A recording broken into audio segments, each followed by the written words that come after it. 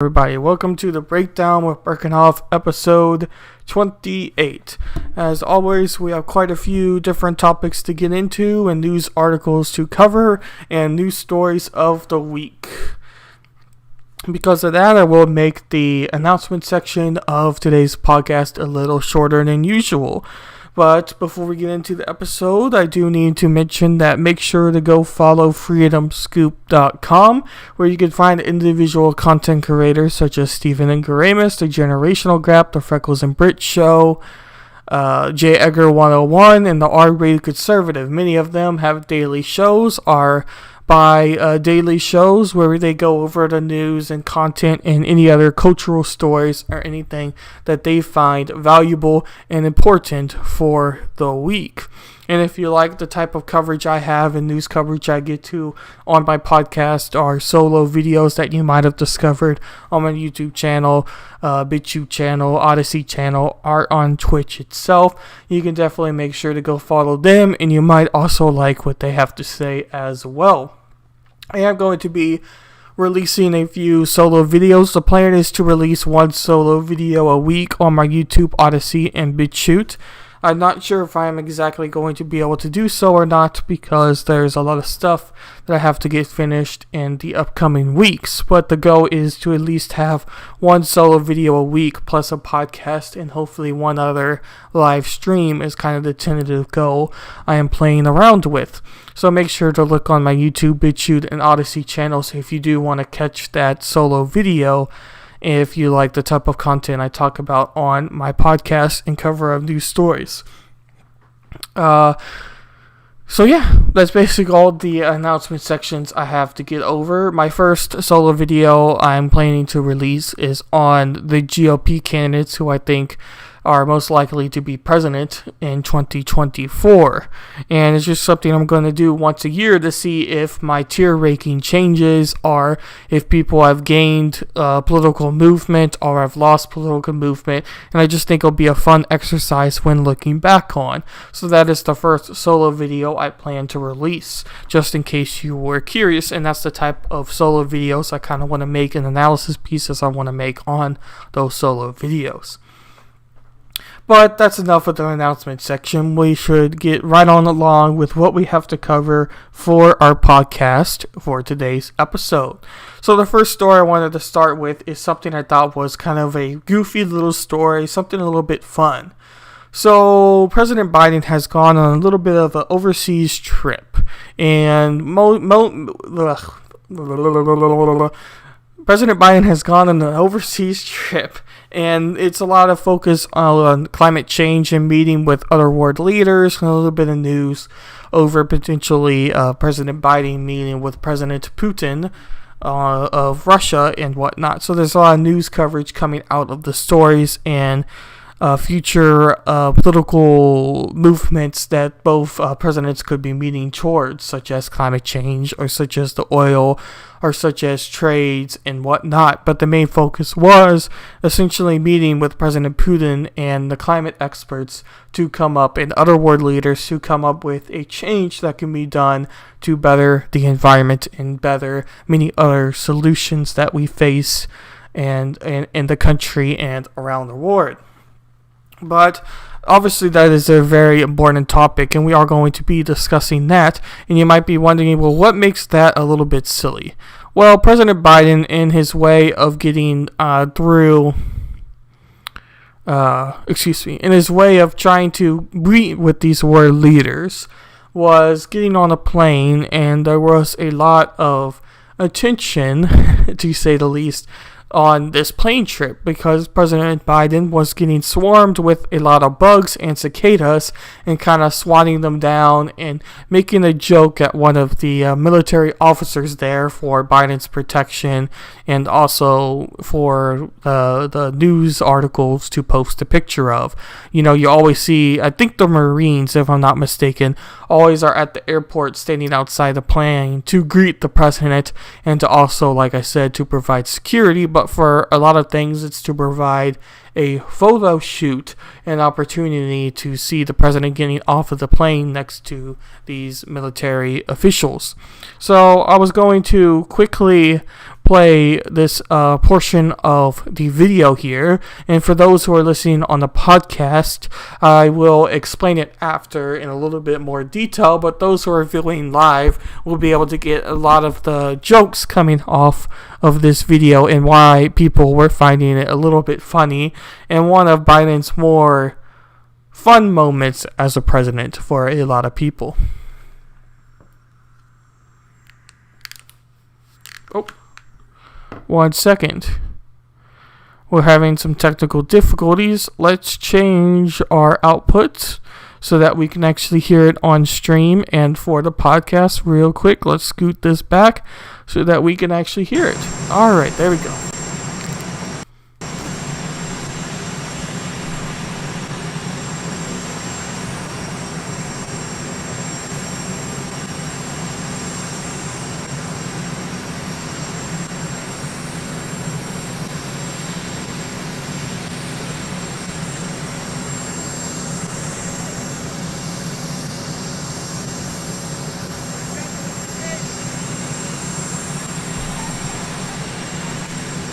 So obviously he's going from a military helicopter, it looks like, or military plane. I believe this is a helicopter, if I'm not mistaken, onto a Air Force One plane to go overseas to meet with these world leaders.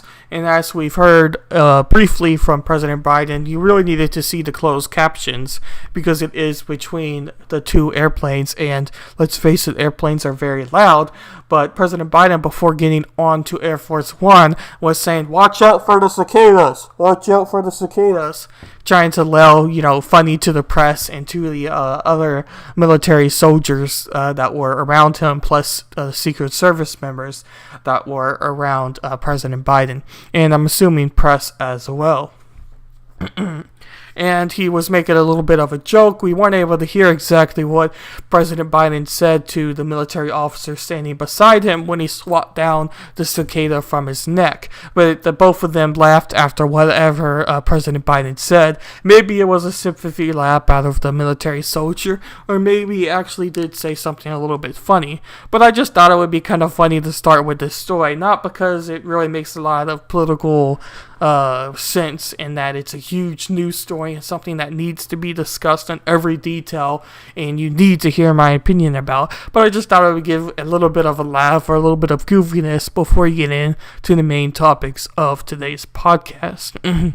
So, like, all of these articles and videos will be linked in the channel description of wherever you are listening to, and if you are listening to this as a podcast, it will be in the details or description of the podcast as well. And this one is the first to link if you do want to watch the video for yourself, because you'll probably be able to understand it a little bit more. But once again, it's not like it's a crazy news story. But I just wanted to kind of talk about that and get a little bit of funness out of the way before we get into the more serious topics of today's podcast. Thank you, Adblocker, for blocking this by NBC News. And since you have Adblocker NBC News, unfortunately I'm not going to be able to read your article, even though it was working before. I don't know why it is, but that's unfortunate. But we have many other news articles to get to. So let's close this up and go on to The Guardian. As The Guardian says here, The Guardian's view on hosting the G7 to Biden, Britain is still Europe. It is a stroke of good luck for Boris Johnson that Britain is hosting this year's G7 summit. As chair for the Club for Rich Democracies, the Prime Minister's centrality to the proceedings is guaranteed. He is first in line to meet Joe Biden, who flies into Cornwall on Wednesday for his first official foreign trip as U.S. president. The choreography flatters Mr. Johnson, casting him as America's point man in Europe. This is the role that the UK traditionally sees for itself in transatlantic relations.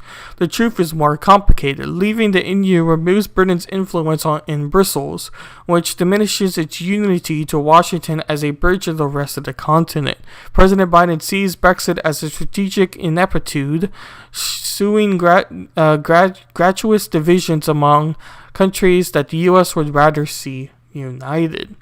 It does not help that Mr. Johnson also excludes contentment for Britain's nearest neighbors. He has prioritized nationalistic bravado over compromise that has been noticed in Washington, especially as regards to Ireland, the country from which the U.S. president's ancestors originated and to which he has a strong cultural attachment.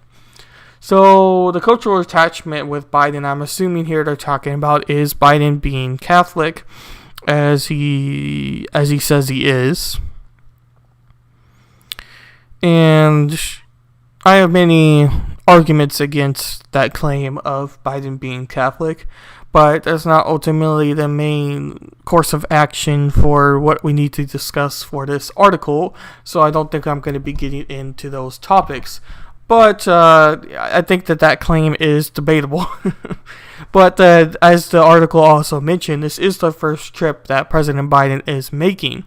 And I'm not sure exactly how many trips Donald Trump had taken as president from his 2020 to 2021. So it would have been 2016, 2017, and early in those months. But I don't know if you can exactly compare the two, because President Biden is within the COVID years or within the COVID pandemic, and President Trump was not. So it'd be hard to compare it just simply off of that. But we also know that President Biden has taken COVID a lot more seriously than Donald Trump, so that also needs to be brought up. But it is a major news story for the first topic of what we're discussing here, that this is President Biden's first international trip. And part of being a president, especially a president of the United States, is meeting with world leaders and staying on good contacts with world leaders. Hello, Diggs. I see you. Hopefully you're having a good day or good night or good morning or whatever time it is for you. And I appreciate you stopping by and leaving a comment. But let's continue on with this article and see what The Guardian has to say. It does not help that Mr. Johnson also excludes contentment for Britain's nearest neighbors. Oh, we already read that. Mr. Biden is well aware that Britain has behaved clinically in its dispute over Bristol's over Northern Ireland Protocol and the Brexit withdrawing agreement. Talks in London on Wednesday ended without resolving problems that took technical on the surface but have at their core a question of trust. Mr. Johnson signed an agreement that required border checks at Irish seaports. He then denied that there would be disruptive consequences and tried to evade responsibility for implementation. From Brussels, it looks as though the Prime Minister is clinically regenerating on a treaty that he may have intended to honor. So this article is talking a lot about the role that England or the United Kingdom England has in playing with the United States. We heard earlier that the article mentioned from The Guardian here that Britain used to be a key ally along with the United States, and in a large part, Britain saw themselves as second place to the United States, you could say. In other words, the United States, when talking to international powers, would talk to Britain first. They would talk to England first, and they were a major ally within foreign affairs for another first world country when compared to, say, other nations. In other words, the United States is more likely to talk to Britain than they are to talk to Russia, if you were to kind of go along those lines of thinking. And for the most part, I think that probably is true, and that may be seen in Britain's eyes more than, say, American eyes in the intelligence community, because you could argue that maybe now the United States is paying more attention to Russia than they would be Britain, but that's a whole separate argument as well. But the main point I want to make here is that the way Biden's politics works is going to see this Brexit move as a bad thing for Britain to do. And Biden is appearing to want to stay pretty firm in what he believes. And I don't necessarily think that he is going to agree with what Boris Johnson is doing.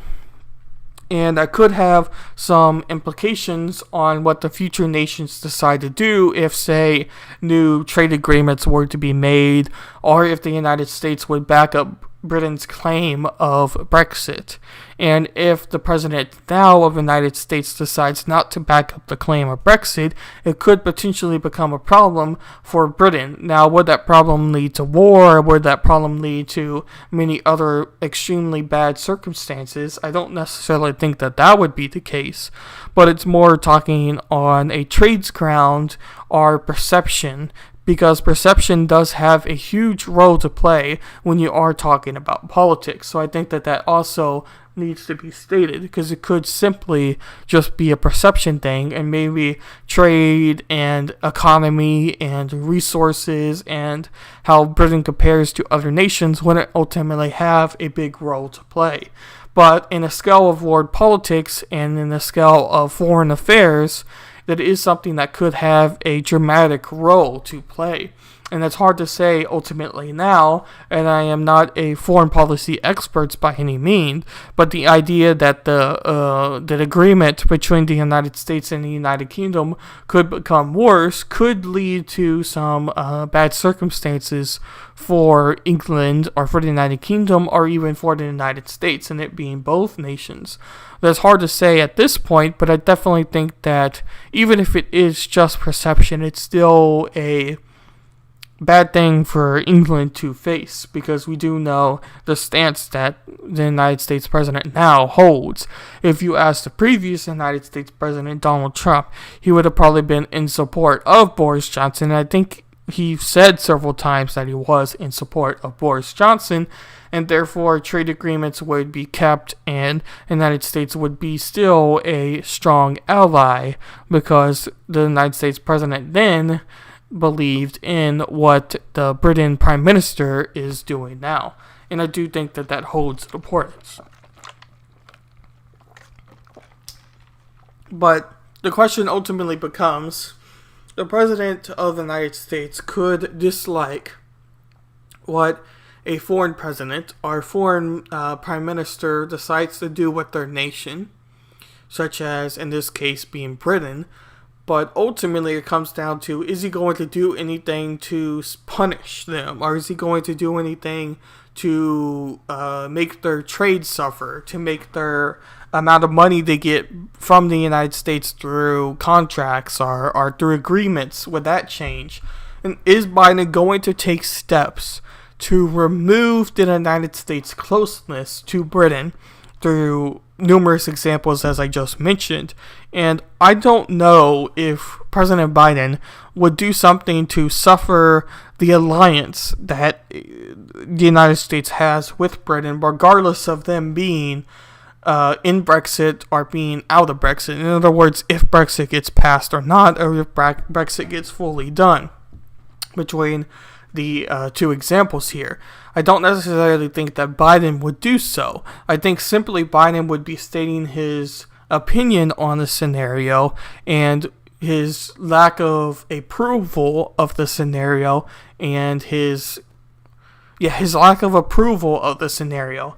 But I don't know if he would necessarily back that lack of approval up with actually doing something to hinder the alliance we have with the United Kingdom. I think I've said that point several times, but I don't really think in my head that I see Biden taking that extra step that would be required for continuing this and for it to keep going.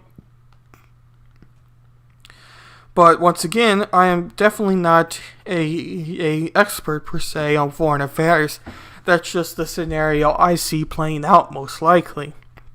Now, we're going to go to the CNN article, and this CNN article updates as soon as there's more information. It's one of those articles like you had in the election or you had in Trump's impeachment or whatever the claim may be, where they had an article that had a timeline of all their analysis or CNN articles written about the scenario, or tweets and sometimes from CNN analysis, and they just kept them all on this list.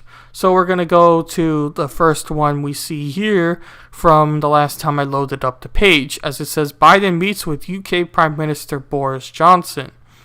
President Biden's first in-person engagement with UK Prime Minister Boris Johnson is underway now in southwest England.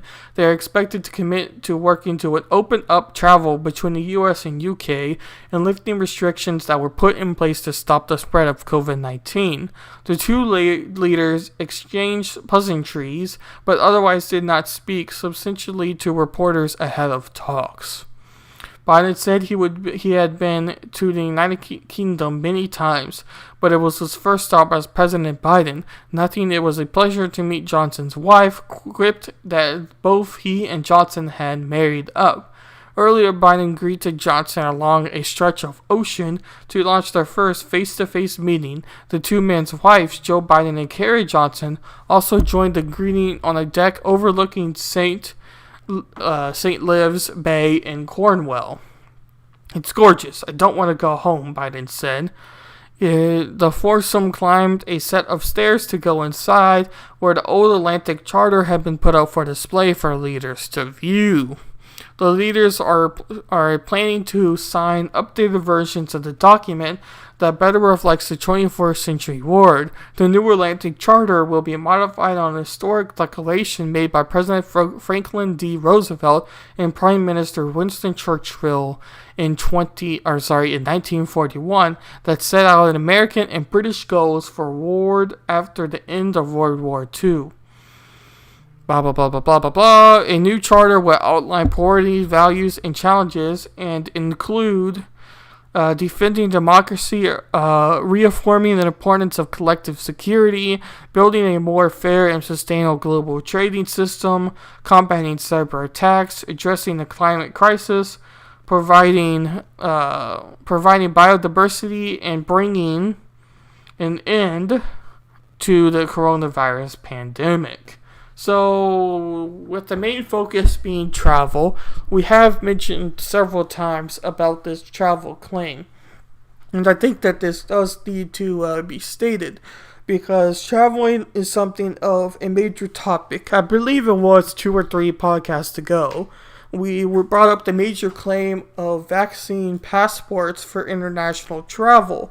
And a lot of the talks were over if vaccine passports were going to be made for international travel. Then on the podcast after that, we talked about if President Biden was going to implement vaccine passports for international travelers going into the United States.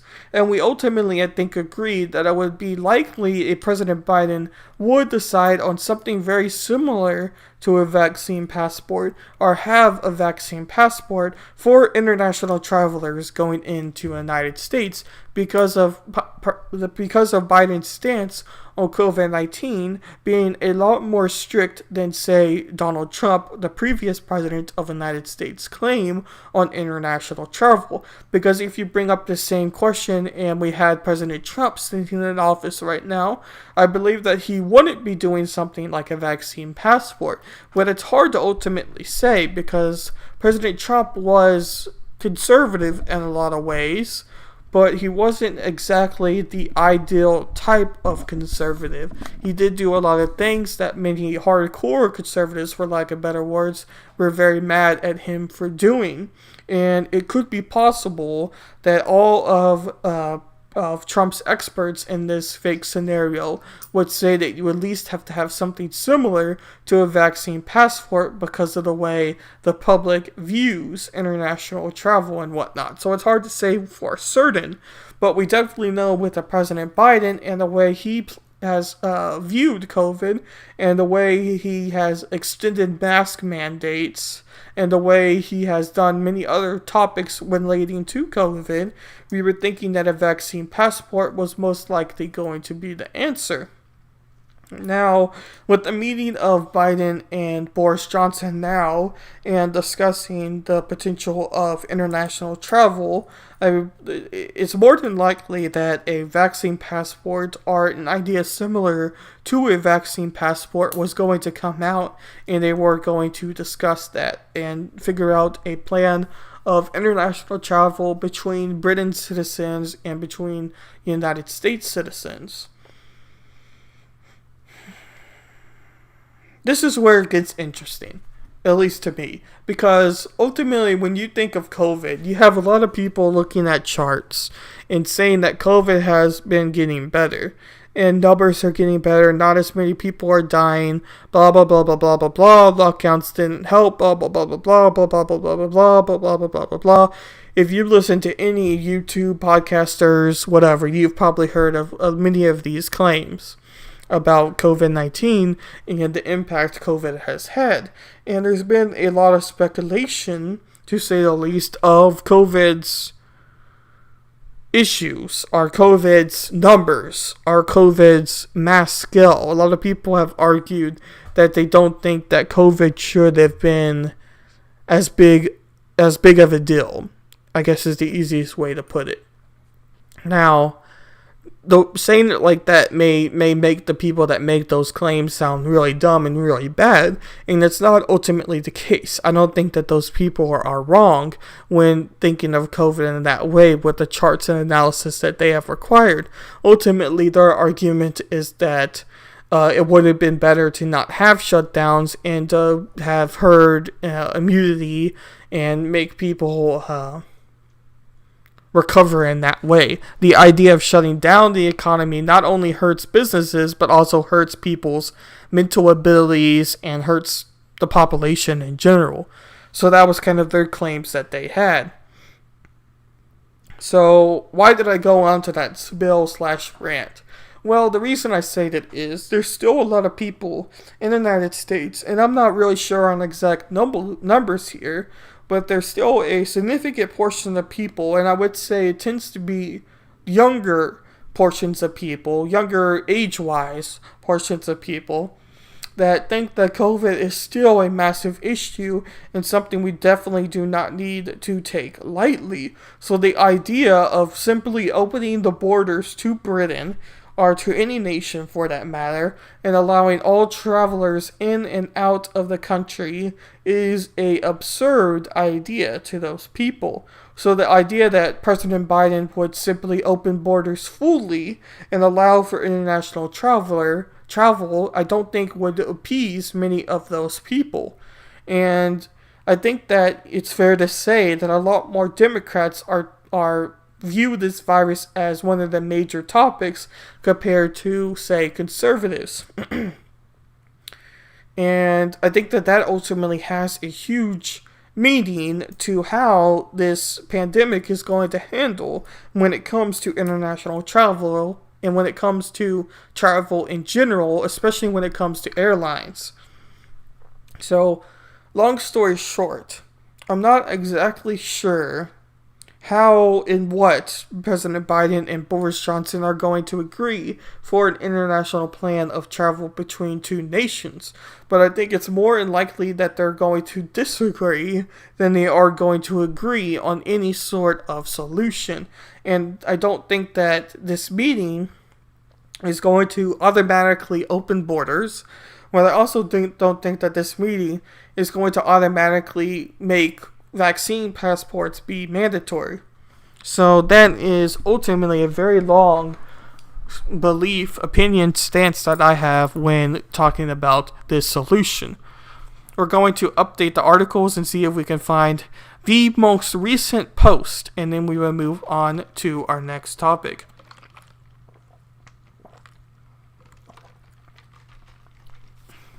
Here we go. The most recent post from this recording of the podcast. Here's a recap of President Biden's first full day in the UK. President Biden held a meeting, we know about this, a new Atlantic Charter. Biden and Johnson agreed to a new Atlantic Charter modeled on the historic declaration made by President Franklin D. Roosevelt, and Prime Minister Winston Churchill in 1941 to set out American and British goals for the war after, we already heard that, global U.S. vaccine donation. Biden announced today that the United States plans to donate 500 million Pfizer COVID-19 vaccines doses globally as part of his efforts to reassert U.S. leadership on a world stage. All eyes on the G7 summit. The first day of the 3-day G7 summit officially starts tomorrow. The leaders are representing the world's major economies, Britain, France, Germany, US, Italy, Japan, and Canada will gather in a Kiribati Bay, England, to discuss a multiple of subjects, including COVID-19 vaccinations, climate change, and coordinate policy. After the G7 wraps Sunday, Biden is headed to Brussels for the NATO summit. Putin summit looms. White House Press Secretary Jim Paxi, appearing on CBS this morning from Cornwall, England, stressed that Biden meeting with the Russian President Vladimir Putin next week will focus on candid conversations. Biden told a hangar of U.S. troops on Wednesday he was in Europe to defend the very concept of democracy and warned his Russian counterpart that he planned to raise touchy subjects during their summit next Wednesday. I am headed to the G7, then to the NATO ministry, and then to meet with Mr. Putin to let him know about what I want him to know, Biden said. So, these touchy subjects, I think we all know what they're going to be. They're going to be about election interference. They're going to be probably about Russia and Ukraine and Putin's movement of troops closer to the Ukraine border, because Russia and Ukraine have always been a conflict, and I'm not an expert on Russian history, but I do believe that those nations have been at each other for a very long time and have gone on many battles and probably most likely many wars as well in relation to Ukraine and Russia. So those are probably at least two major topics that is going to be discussed. But I also believe that the potential oil spike in price is going to be raised up as well, because if I'm not mistaken, there's a theory, or maybe it's proven, I'm not 100% certain, I didn't really look at the story super closely when it happened, but that the heck of the oil price increase was because of a Russian hacker, or hacking in general, because there's always a kind of a stereotype, I would say, that Russians have the hackers, or Russians are good at hacking, or whatever you want to say. So I believe that those are some of the probably many topics that President Biden is going to bring up when talking to Putin, because we all know that Putin and Biden are, at least appearance-wise, not necessarily friends at each other. In fact, Putin, just a few days after President Biden got elected, basically called Biden sleepy and old. Even though that was a lot of times what Mr. Trump said, it was funny to hear it from Putin himself, because you can tell that I don't think that Biden really has Putin's respect. And the Putin and Biden have been at each other for a very long time, especially with Biden implementing a lot more policies against Russia and against those claims there. So, and we also know that Trump, when he was president, when talking to Russia, was considered to be friends with the nation. And you could argue if they really were friends or not, blah, blah, blah, blah, blah, blah, blah. We all know those claims. He almost got impeached off of it on blah, blah, blah. We all know this story. So, for Biden, I think in a large part, he wants to look like he's the tough man against Russia, because President Trump wasn't. In Biden's eyes, I think that he thinks it makes him look good to have a stance of being tough against Russia. So they may not even disagree with each other that much, but perception is a huge thing when it comes to politics. And I think this is one of the cases where Biden is playing into perception. But a lot of people are saying that Biden does need to be careful, because President Putin isn't necessarily prone to back up to the United States pressure as previous leaders of Russia have. So let's scale this article down a little bit so that we can actually see it on the live stream, and y'all can be able to read it with me for anyone that is watching now. But this is a This is a survey of Biden's approval rating. So we all know that President Trump's approval rating was very low, and was low for a very long time. And between political movements or political parties, the approval rating was much higher. So if you polled Republicans on President's approval rating, he usually got a very high approval rating. If you compared Democrats and their approval rating of Donald Trump, he got a extremely low approval rating. So when you average those two out, it turned out that President Biden approval rating was not always the best. President Trump's approval rating was not always the best. Well, it turns out that in this poll by Pew Research and this Washington Post article about this poll, it discovered that President Biden's approval rating is pretty high, and people seem to be liking what President Biden is doing, despite many conservatives thinking that President Biden isn't even really running the country, and how can people like this old man that is barely able to speak? There's a conspiracy theory that there's two Bidens because one Biden has a joined earlobe, one Biden doesn't have a joined earlobe. There's this whole thing out there and whole concept around Biden, and many conservatives thinking it just seems completely absurd that people would like President Biden, even if they are Democrat. And even if you look at a lot of progressives and a lot of hardcore liberals in the sense of liberal today, not in the sense of libertarian, but in the sense of a hardcore liberal, progressives is kind of the term that's used more now. You see that they also really don't like Biden because he is essentially a hardcore keep everything the same man, is I guess the best way to put it. He's a establishment Democrat is the word you start to hear a lot. And I think that in a large part is true. There's just several examples I can think of how people could view President Biden as that establishment Democrat. And I think we kind of have seen that many times already. But long story short, many people simply find it hard to believe that President Biden would have a higher approval rating than Donald Trump, or have a high approval rating at all, because of simply who President Biden is and the viewpoint that he has and whatnot. And I think that there are several points to bring up when it comes to that issue.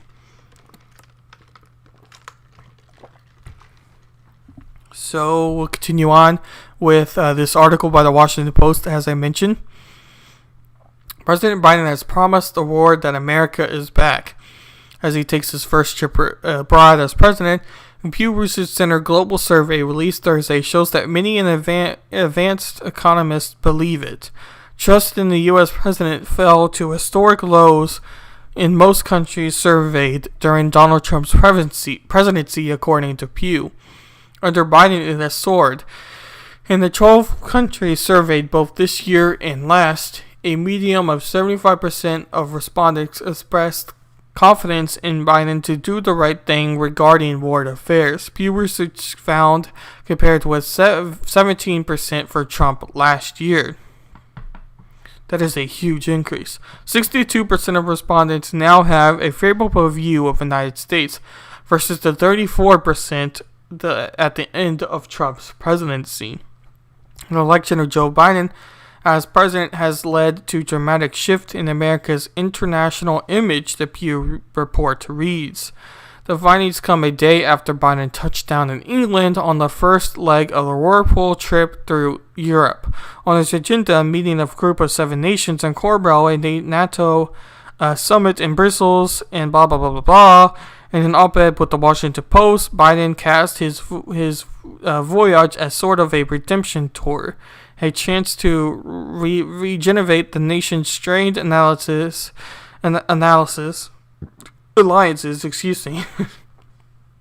strained alliances and rely like-minded democracies to meet the challenge and deter the threats of the new age. The Pew Research findings suggest that will counter leaders whose publicists confident in leadership. Whew, I cannot read. But the main focus here is simply the approval rating between other countries. So for their first claim about other nations viewing... Excuse me. With the other nations viewing... Okay. With their first claim of other nations viewing President Biden are viewing the United States president, I could agree that for a lot of foreign nations, the idea of foreign power, or the idea of how they view the United States, let's just put it that way, is going to increase under President Biden when compared to President Trump, because many Americans did not like President Trump, but a lot more foreign countries didn't like President Trump. And you could argue why. Maybe it's the media and what they hear. Maybe it's this, maybe it's that. And that's ultimately not really the concern. Once again, I think it really goes back to the perception that the president is believed to have or not to have.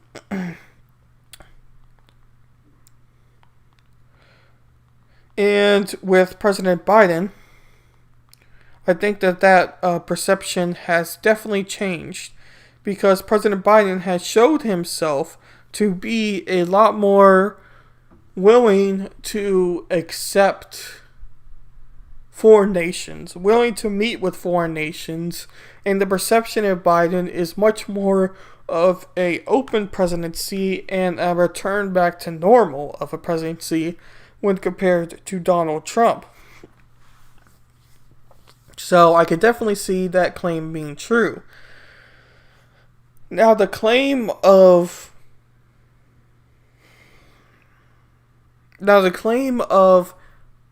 Americans and an approval rating of the president, I can see how Donald Trump's approval rating would be bad, because he was a very controversial figure when it came to politics. Now, the argument of President Biden having a good approval rating is also, I think, very debatable because of many things. He's not exactly a person that's going to get you to bring your whole family to watch him speak, President Biden, compared to, say, Donald Trump. Donald Trump was very energetic compared to Biden, I guess is a way to put it. So, basically what I'm trying to say here is I could see how both of their approval ratings would be bad.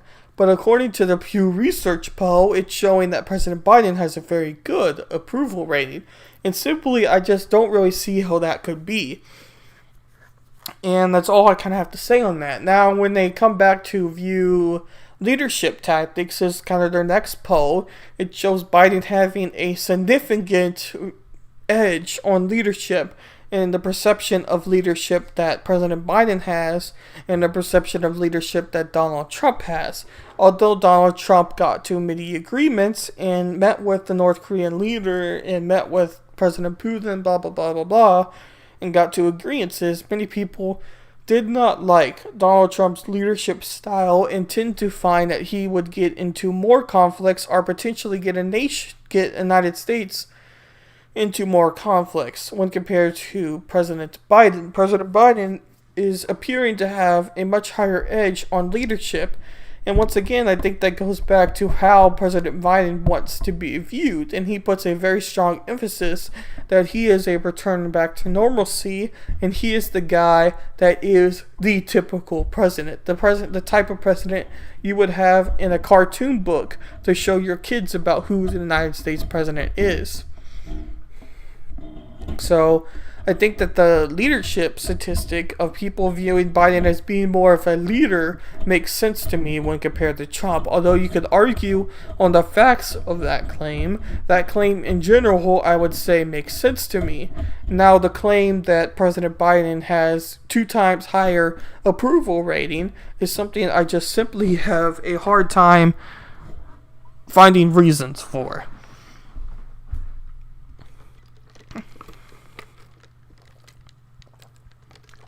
Now, this brings us to kind of a fun topic, because many people have argued on if they think that President Biden, or sorry, not President Biden, I keep getting their names mixed up now. Many people have argued if they think that Donald Trump would come back as a president for the Republican Party, or maybe run on the third party, or whatever the case might be. And many people have said that they think that it could happen. And they think that it would probably most likely happen with Donald Trump running under the GOP ticket. And I think that that is more than likely to be the case if Trump, because he wouldn't be president, but if Trump were to run again.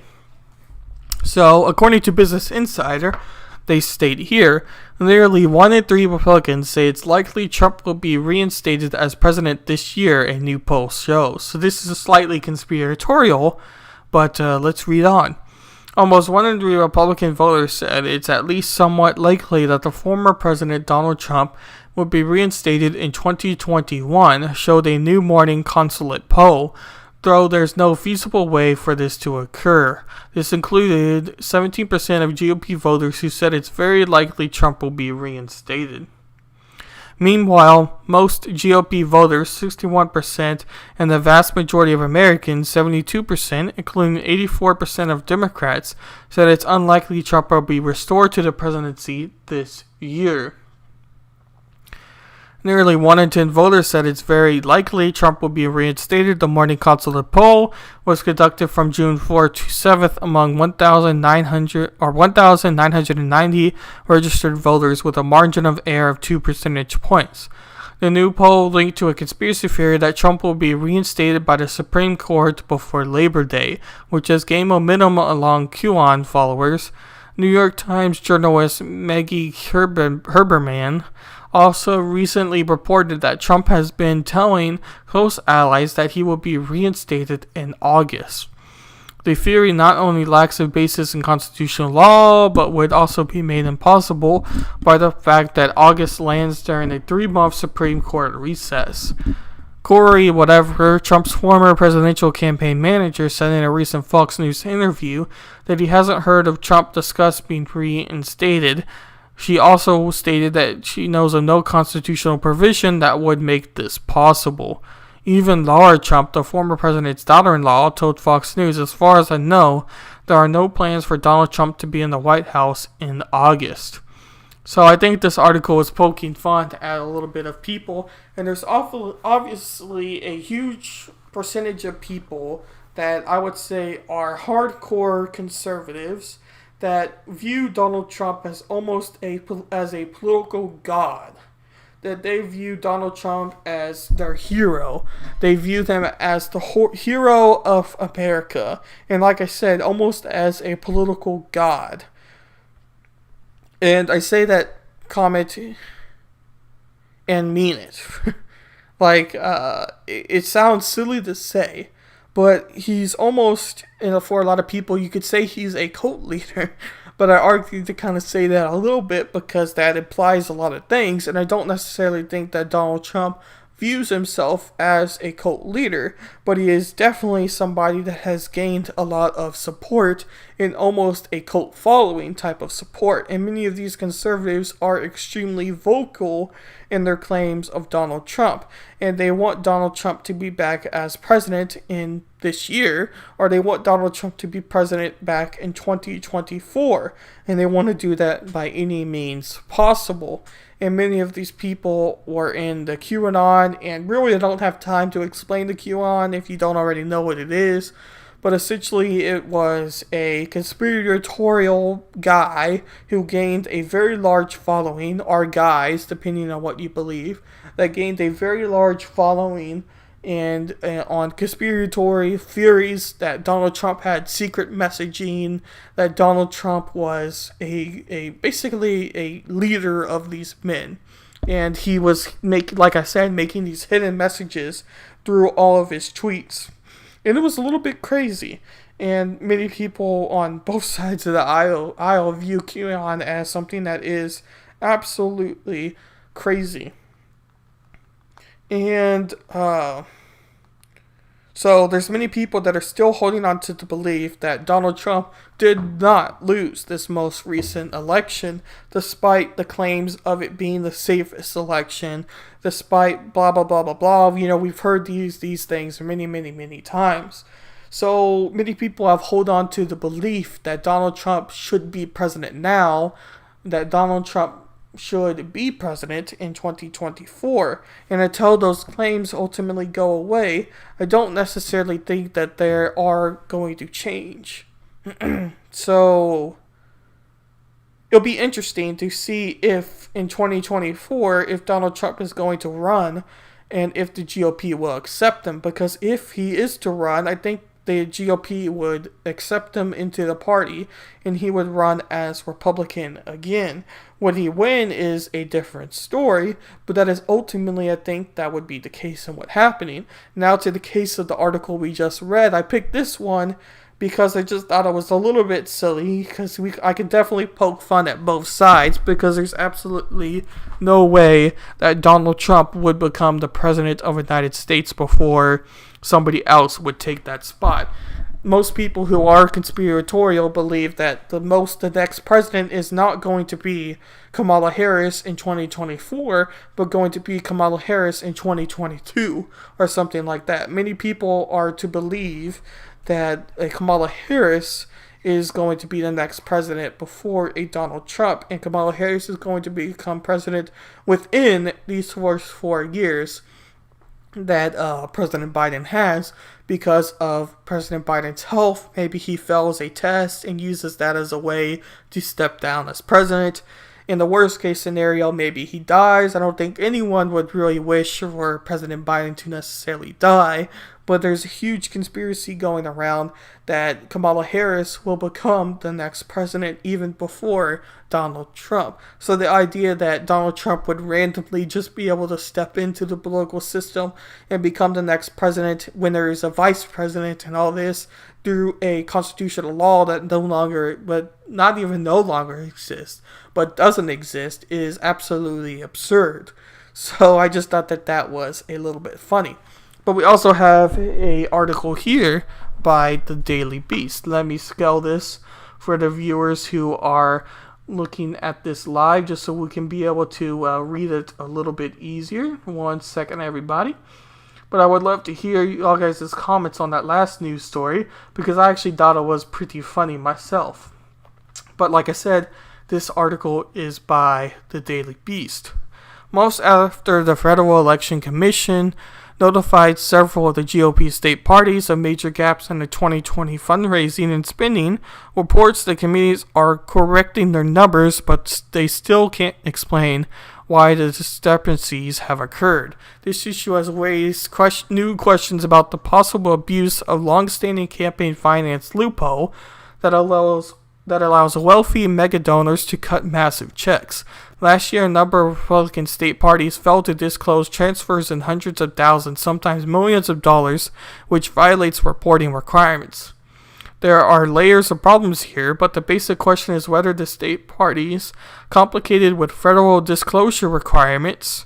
Paul Ryan, Vice President of Policy and Legislation at Election Reform Agency Group, Common Cause, told the Daily Beast. It appears systematic.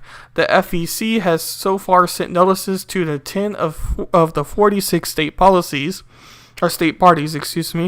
that failed to report high-dollar same-day transfers from joint fundraising committees and the RNC. So far, all but one have responded, but their explanations have been complete or non-existent. For example, the Rhode Island Republican Party seemed only to acknowledge the error occurred, but did not address how or why the 251,771,000 blah blah blah to the post-general report was missed on the original 30-day post to the general report was filed. It goes on to talk about more money. A known and willful violation of federal campaign finance law is punishable by a fine of up to 200% of any contribution or expenditure involved in such violation, Paul Ryan, vice president, said. And it goes on to talk a little bit more about campaign finances towards the Republicans. And it happens on both sides, so I don't think that you necessarily need to be fooled on this. I just feel like it needs to be stated because of how bipartisan politics has become. So it does happen on both sides, but campaign financing has been a major article and a major discourse of on both political sides of people that really dislike what is happening when it comes to campaign financing. So I kind of went around in a circle there. But long story short, both sides are wanting to make sure that campaign financing doesn't happen in a way that is bad. And Democrats want to pass these super strict laws. Republicans more just want to hold people accountable, blah, blah, blah, blah, blah. And Republicans tend to get caught, or at least get talked about more than Democrats when it comes to financing. So it'll be interesting to see if any new thing happens when it comes to campaign financing, campaign reform, or campaign contributions. Hello there on D Live. I see your little peepo. Thank you for joining. Hopefully you're having a good day, good night, or good morning. And we'll continue on with our next story. I think I'm going to skip to my Twitter post I have ready to go here, because I'm going to quickly get some water while we let this Twitter post play so that I'm able to finish the rest of this podcast without having to die of dehydration. But let's see if I can go ahead and get this article ready to go. And this, once again, is to do with Fauci and the COVID lockdowns that are happening in the United States. And those who are libertarians definitely know about Liberty Lockdown and Clint and his Liberty Lockdown podcast that he has. And I would definitely recommend listening to it if you want to have a new podcast to listen to, similar to kind of what I do, or if you just want to hear differing opinions. Well, this was a clip that he had on his news story for it. So I'm just going to let this play out while I quickly run down and get some water so that we can finish up this episode without me having to die. Now you're at the focal point. What is your level of concern that we're going to discredit public health officials to the point of, look at Russia. They actually have a good vaccine, and none of their citizens will take it because they don't trust their own government. Right. It's very dangerous, Chuck, because a lot of what you're seeing as attacks on me, because all of the things that I have spoken about consistently from the very beginning have been fundamentally based on science. Sometimes those things were inconvenient truths for people, and there was pushback against me. So if you are trying to, get at me as a public health official, you're really attacking not only Dr. Anthony Fauci, you're attacking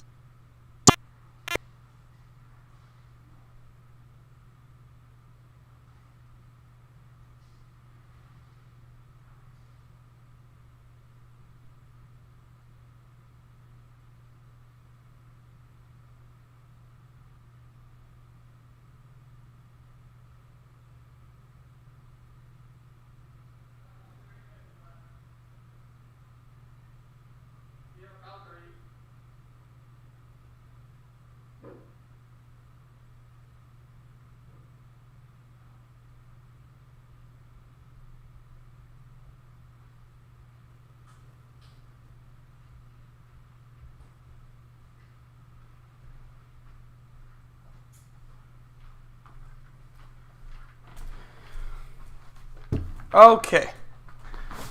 So that was our video. Hopefully that wasn't too loud for everybody. Sometimes the video audios can get a little bit messed up. But we got some water.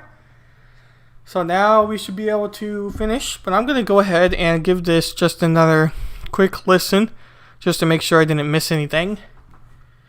And yeah, we'll watch it again. It never hurts to watch it twice. Now you're at the focal point.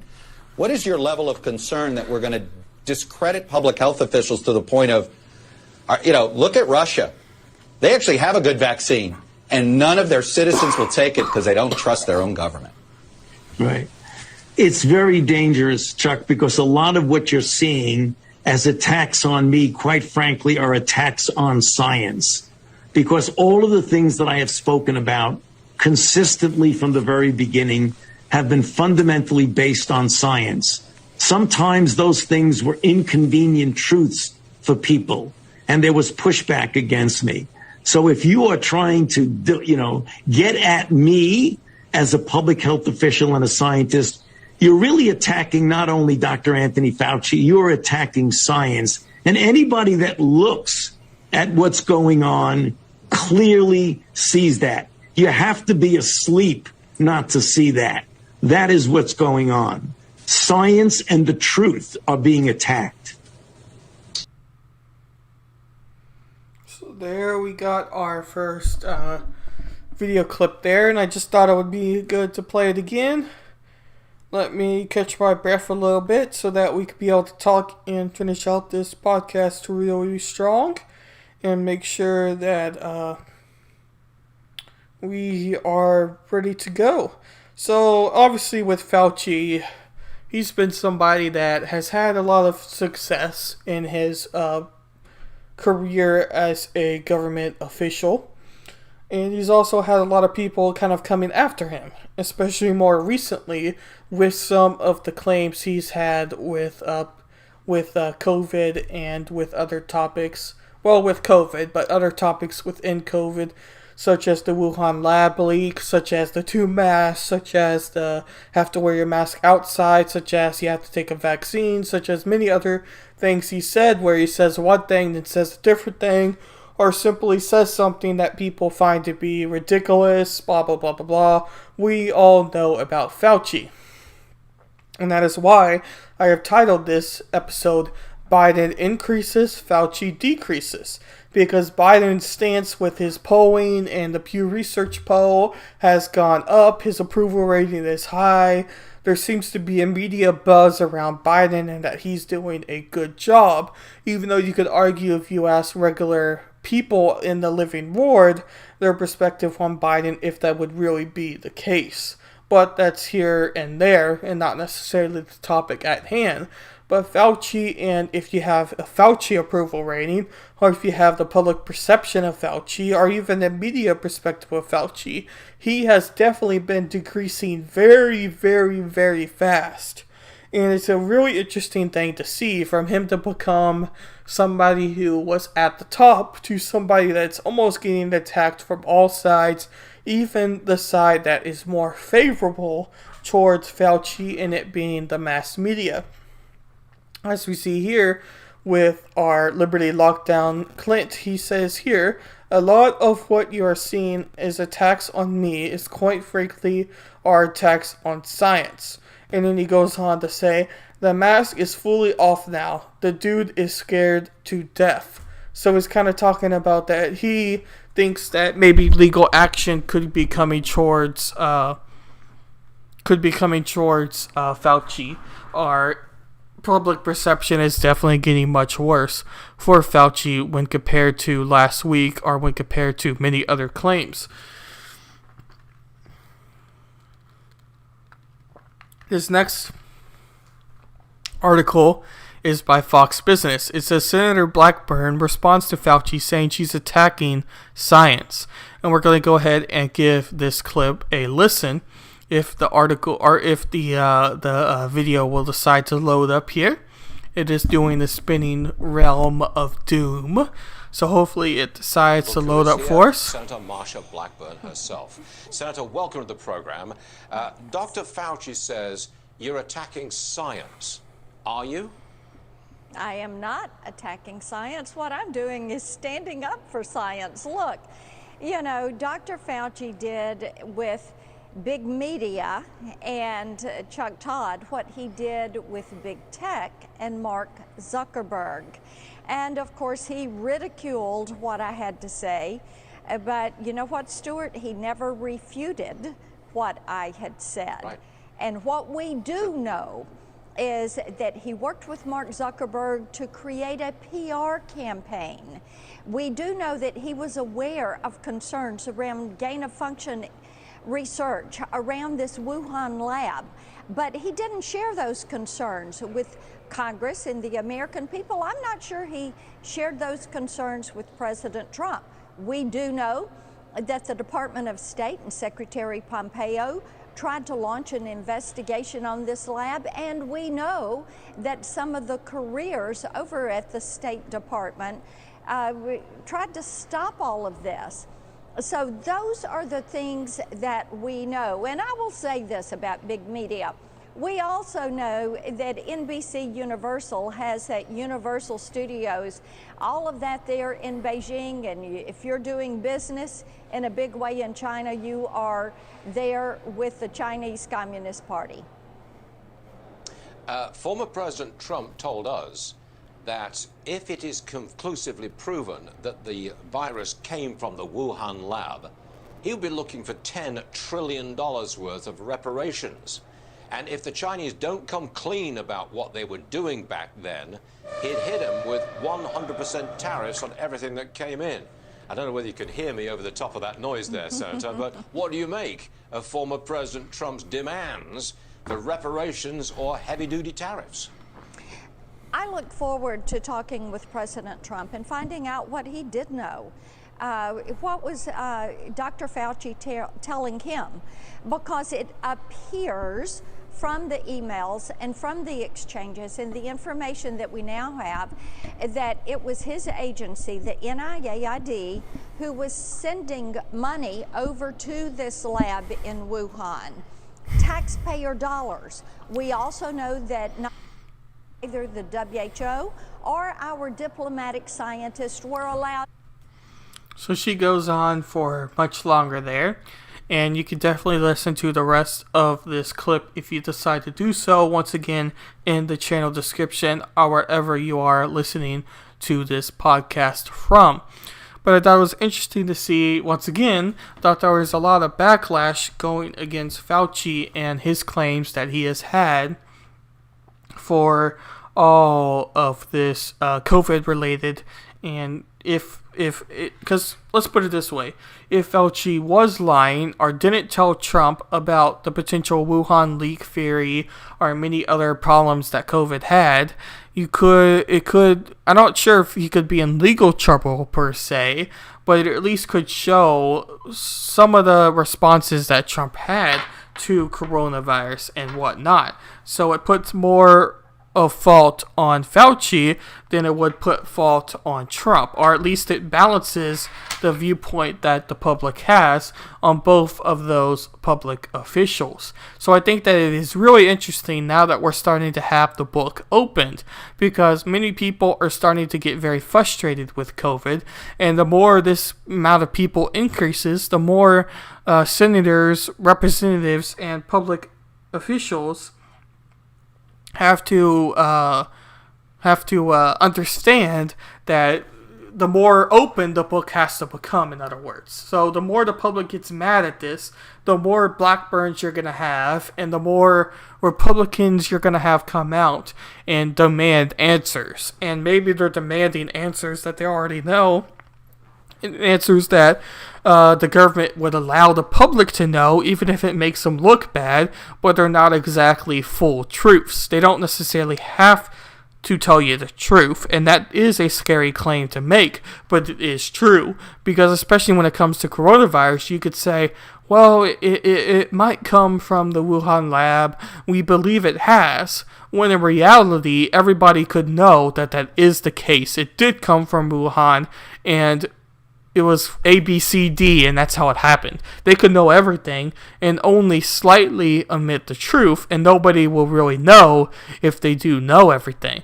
And government officials can lie in that way. Lying by omission are simply telling a half-truth rather than telling and opening the book fully. So I just think it's going to be interesting, especially maybe a year from now or something, to see how much we really know about COVID and we really know about Donald Trump's role, how much we really know about President Biden's role, how much we really know about Fauci's role when it came to COVID, and if they were being honest or if they were just simply shaping narratives and shaping the way they wanted to cover COVID to fit their occupation, to fit their response to the effort. So this article is by Yahoo News again. It states that GOP senators demand Fauci resign or be fired. Senators Tom Cotton, Marco Rubio, and Marsha Blackburn are calling for Dr. Anthony Fauci's resignation, claiming that he has lost the confidence of the American people. If Fauci will not resign, the senators are demanding the President Biden fire him, and it made a controversy over the origins of COVID after Fauci had others had dismissed the lab leak theory as a white ring conspiracy theory for months.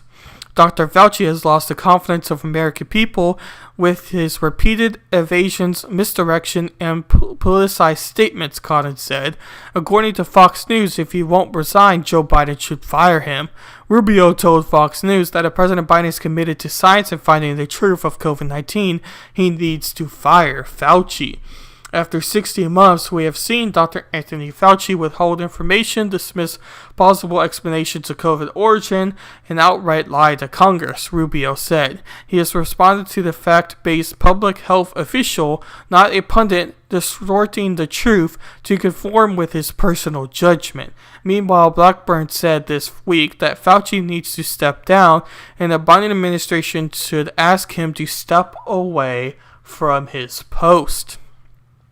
Many one-time detractors have now accepted the possibility that COVID-19 leaked from a lab, particularly since Biden's last month released a statement saying that U.S. intelligence community has coalesced around two likely scenarios for the origins of COVID-19, including where it emerged from human contact with an infected animal or from a laboratory accident. Fauci has faced renewed criticism after thousands of emails were released through a Freedom of Information Act following last week. These emails shows Fauci's early dismissals of the theory of COVID-19 leaked from a lab in Wuhan in China.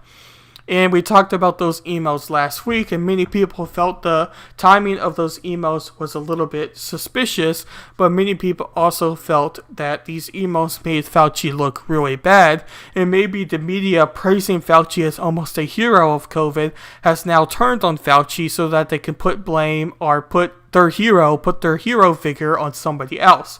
If you remember last week, I compared that to Cuomo in New York. Before the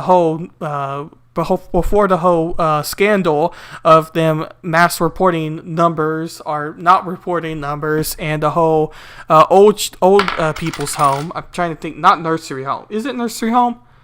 I believe it's nursery home. I don't want to say something that's wrong. But where the older senior citizens leave, he had a very, very bad policy that led directly to a lot of older people dying in New York, and because of his mismanagement of COVID. But before all that, he was praised by the media as being the person who was able to stop coronavirus in New York, or being able to do this and do that. He was a hero by the public, and then all that came out, and they immediately turned on Cuomo and made him the villain. And it looks like they're doing the same thing with Fauci.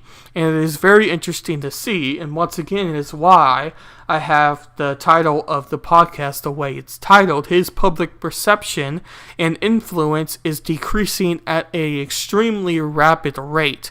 And I'm just going to be interesting to see what all is going to happen with Dr. Anthony Fauci once all of this COVID is over and people are now investigating the past and investigating COVID and investigating the response based off of it. So, should Anthony Fauci resign? Should Biden fire Anthony Fauci? That is ultimately a good question, and I think that he would be smart doing so. Although it looks like they would be giving into Republican pressure, a lot of Democrats are also very mad at Anthony Fauci. So I think if Biden were to fire Anthony Fauci or ask Anthony Fauci to resign, and Fauci being able to leave on good terms, in quotations, it would be better even for Biden's sake and the public perception around coronavirus. Now, you could say that any resignment or any firing of Anthony Fauci in the role that he has could look bad on President Biden and COVID's response, because he has been the forefront of COVID and the forefront of all this bad news and of this pandemic. So if you do fire him, you could risk the public perception turning, and many people could once again be afraid of COVID a lot more than they were beforehand. So I think you can play both sides of the aisle and view this on many perspectives. And if you ask me what I think Biden should do, I do think that he would be smart in deciding to fire Fauci from a public perception viewpoint. Is it the best idea overall? Hard to say. I don't necessarily think I like Fauci and what he has been doing, and I don't think he's really been very honest. But it's hard to say from an outside perspective. I think you need to know a lot more information in order to make a decision that is based in facts and not just based in conspiracy.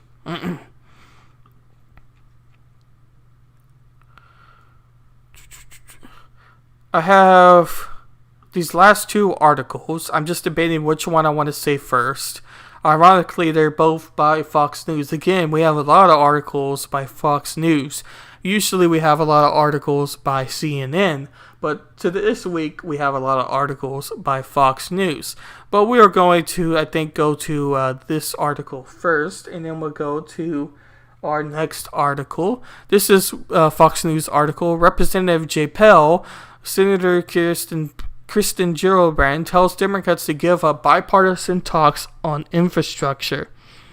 Representative Pramila Jayapal, Democrat of Washington, is urging Democrats to abandon hope of a bipartisan deal on infrastructure and instead push through an agreement without GOP support. Jayapal, I don't know exactly how to say her name, I apologize for that, chairwoman of the Congressional Progressive Caucus, said in a statement, "In case it wasn't clear already, it is certainly now. Republicans are not going to do what needs to be done for working families. We know, Mitch, 100% of my focus is on stopping the new administration won't be coming around on a deal," the Washington Democrat wrote in the earlier tweet. "Time to go big, bold, and alone." She urged Congress to immediately begin working on budget resolutions to pass American jobs and families plans through reconciliation so we deliver on our own promises. Senator Kristen Gillibrand also urged the Senate to take up bill through reconciliation so that the bill, I hope, would be passed. The statement came shortly after President Biden walked away from a deal weeks in making with Senator Shirley to come up with a deal of both parties could agree on. On Wednesday, 90 progressive agency groups wrote an open letter to Democrats demanding they move forward with the legislation. So the idea being here that Biden should simply just make an executive order and push through whatever infrastructure bill they are wanting to pass through, because it would be good for the United States, be good for everybody, and ultimately, we need to stop worrying about meeting in the middle. And it's very scary that people, and especially senators, congressmen, whatever, are willing to not decide to meet in the middle on bills and simply just pass things more and more and more on executive orders. Because the reason you have political parties and the reason you have government is so that you would be able to meet in the middle and to make solutions that work for both parties and therefore work for everyday Americans. The idea that you're simply just going to do it your way and not even involve the other people is a scary thought. Because even if you do think that it is right and is fully justified, it may not be, because you are simply in a echo chamber of your beliefs at that point. And echo chambers don't fit everybody, but only fit a very few amount of people. So it is very scary that there seems to be even more of a push to simply just pass things more and more through executive orders. This last article I have up is by Fox News, as I mentioned, and this is the Park Police say DC protesters cleared because they attacked cops, not because Trump's church visit, reports. So we're going to go down here, and this was a story. UK police officers reportedly say protesters near the White House were pushed back by riot police on Monday evening because they were attacking police officers, not because of the visit by Donald Trump to a nearby church that had been set alight the night before. Trump visited St. John's Episcopal Church, which had been attacked by vandals on Sunday, moments after he addressed the nation and promised to restore law and order. Aimed at protesters and riots have engulfed the country in the wake of the death of George Floyd, but as so, protesters were being pushed back by riot police officers near Lafayette Square, who urged the crowds and used the reported as being tear gas to disperse them. Media outlets connected the pushback with Trump's visit and described the protesters as peaceful. Park Police tear gas peaceful protesters to clear a way for Trump's church photo op, read a NPR headline. Trump slammed the church photo op, blah, blah, blah, blah, blah. We're going to scroll down here. I was hit. There was many others. Trump, meanwhile, declared that DC had no problems on Monday in contrast to the cities in New York. So the story just expanded on a past event that happened not too long ago. That is weird, actually. This is a story in 2020. That is weird. I think that I must have clicked on the wrong link here, because this is a very old story. This was in relation to his church visit. I thought that was weird. I thought this was an update on that story, so I'm not sure why that went to this article. I think I had something else here. Very confusing. Well, on that note, I don't have any other articles. I'll have to see if I accidentally clicked on it after this episode. Maybe I was supposed to have something else here. But it's very weird that there was this article here. But I guess I just wanted to remind you about this story. That's all. It was perfectly planned. I knew what I was doing. We're all good. Anyway.